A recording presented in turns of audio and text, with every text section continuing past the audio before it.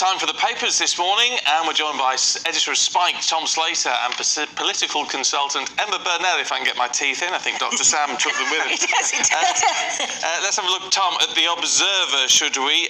Looking at water giants. Yes, so this is about the revolving door between the water companies, which are obviously going through a hell of a time at the moment, and the regulator Ofwat. So this investigation has found that 2/3 of England's biggest water companies are employing executives who had previously worked at the regulator. So another kind of questionable practice. Obviously, there's been a lot of discussion in recent days about the amount of debt these companies have been getting themselves into, alongside the amount of dividends they're dispatching to their shareholders. This seems to be another sort of dysfunction in the system, where the regulators, the people who were setting the rules for these companies, were generally going straight into those companies after they put in their couple of years of service. That doesn't feel right, but I'm not sure why I'm uneasy about that.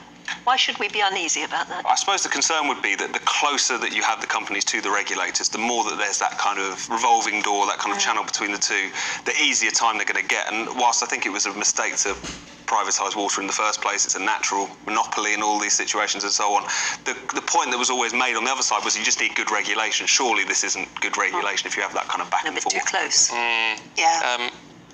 Can we have a look, Emma? This it's in the front of the Sunday Times. I saw it headlined last night. 100,000... 10,000.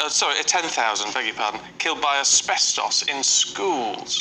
Yeah, there are This is still... worrying. It's very worrying. There are still, I believe, 21,500 schools which still have asbestos in their buildings, and we've known for decades that asbestos is incredibly damaging, can cause certain types of cancer, and there are people who have died really quite young from, I think it's mesothelioma. Yes, I think, it is mesothelioma. which is the cancer that's caused by that.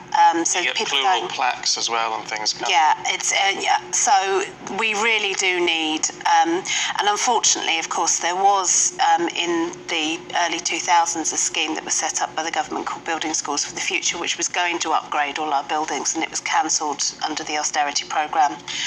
I remember asbestos being removed from my school, my secondary school. Yes, I do too. I mean, I remember it happening in lots of places when I was a child, but before that, I remember there being asbestos in the streets. We used to use it like chalk. That's right. Yeah. It's terrifying. It's everywhere, wasn't Yeah. it?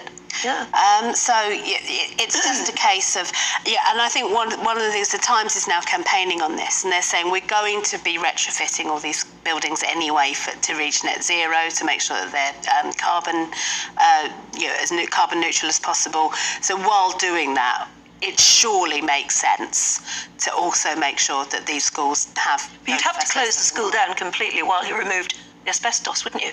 I mean, this is the problem. So I think it would, but we are talking about buildings that are used a lot less for, say, 6 weeks in the summer. They just waste asbestos. Go. I don't know. There must be a very specialised way of getting rid of it. Yeah, It has to be. Yeah. So my granddad had mesothelioma. It's it's terrible. Yeah.